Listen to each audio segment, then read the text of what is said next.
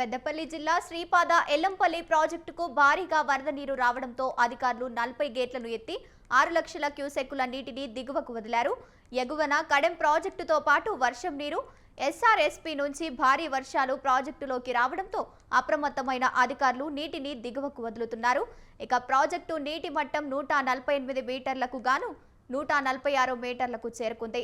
Project పూర్తి స్థాయి నీటి సామర్థ్యం 20.175 టీఎంసీలకు గాను 16.3621 టీఎంసీలకు చేరుకుంది అని అధికారులు తెలిపారు. ప్రాజెక్టు దిగువన ఉన్న ప్రజలు అప్రమత్తంగా ఉండాలని, గోదావరి పరివాహక ప్రాంతాల్లో చేపల వేట నిషేధమని అధికారులు సూచించారు.